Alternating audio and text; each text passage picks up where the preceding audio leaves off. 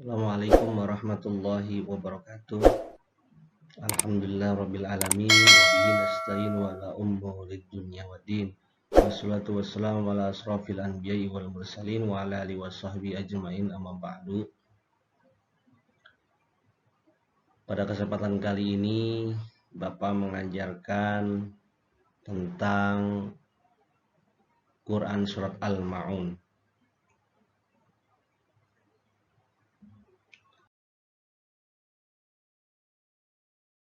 Sebelum memulai pelajaran kita berdoa terlebih dahulu agar supaya pelajaran kali ini bisa mendapatkan keberkahan, pahala yang besar dari Allah Subhanahu wa taala. Allahumma shalli ala sayyidina Muhammad wa ala alihi sayyidina Muhammad. Rabbi zidni ilman warzuqni fahman waj'alni minas shalihin.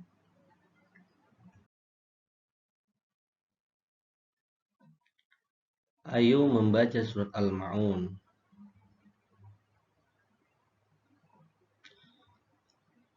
A'udzu billahi minas syaitonir rajim.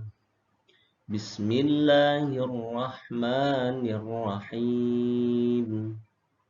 Ara'aital ladzi yukadzibu bid-din. Fadzalikal ladzi yad'ul yatim wa la yahuddu 'ala ta'amil miskin. Fawailul lil musallin alladzina hum an salatihim sahun alladzina hum yura'una wa yamna'unal ma'un.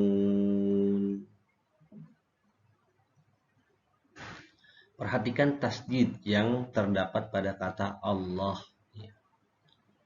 Kemudian perhatikan kata yukazzibu, yad'u. Nah, di sini jika ada tasdid, tanda tasdid itu berarti kita memasukkan, langsung memasukkan yukazzibu, ya, yad'u gitu.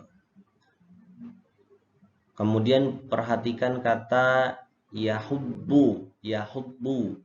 Nah, langsung masuk ya. Di sini kata yang diajarkan tentang kalimat-kalimat yang ada tasdidnya, tasdid.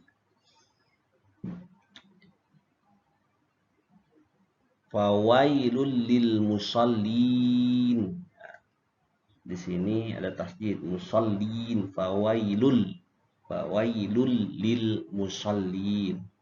Di sini kalimatnya kelebihan ini. Di situ nggak ada ya-nya depannya. Maksudnya di situ fawailul lil musallin.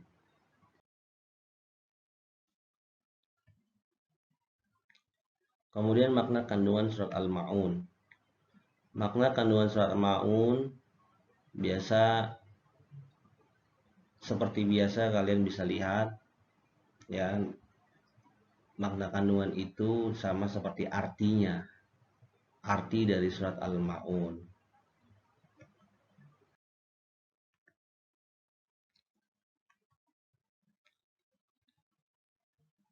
Kemudian di sini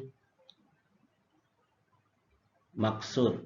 Nah, maksud kandungan dari surat Al-Ma'un, Allah Subhanahu wa taala mengawali surat ini dengan pertanyaan. Tahukah kamu orang yang mendustakan agama?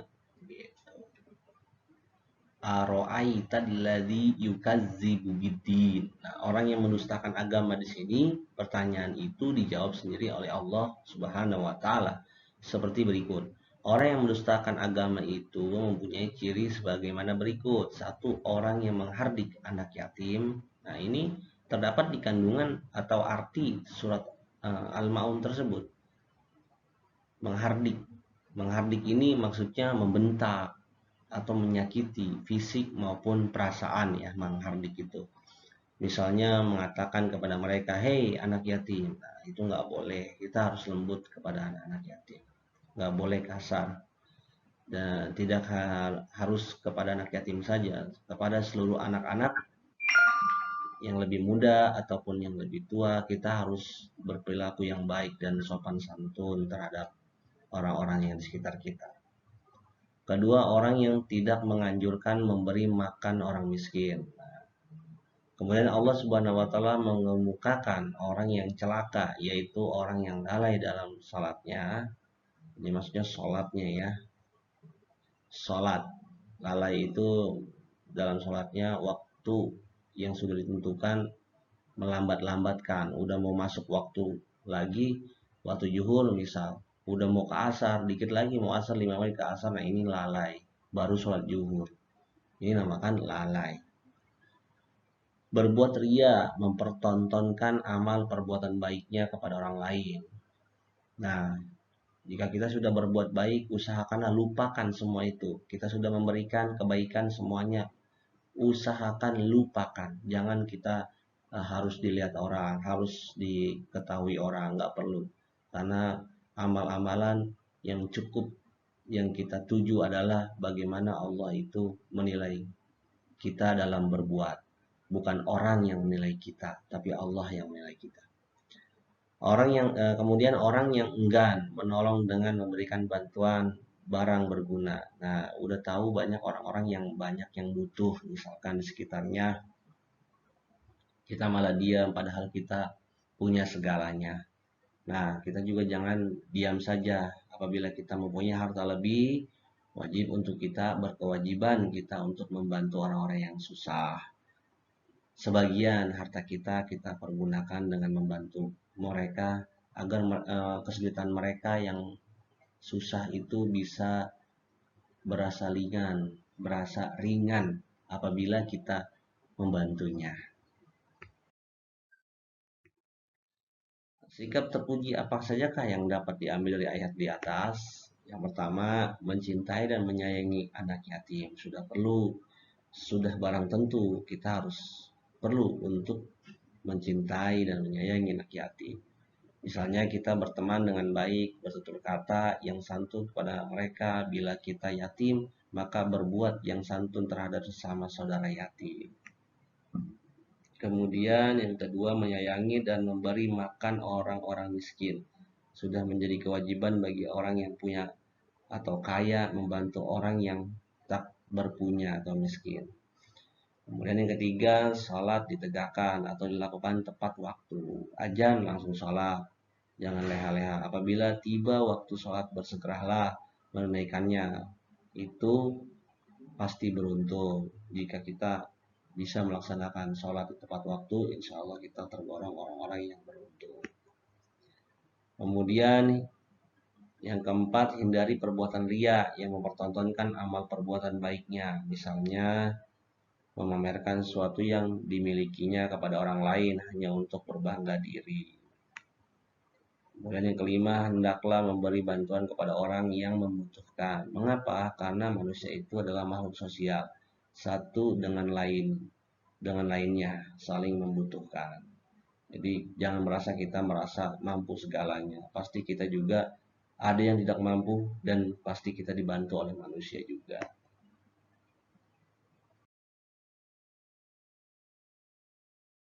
Nah, di sini ada pertanyaan-pertanyaan, kalian bisa menjawabnya dan ini menjadi tugas kalian di rumah. Nanti bisa ditunjukkan kepada lewat foto atau WA bahwasanya kalian sudah mengerjakan.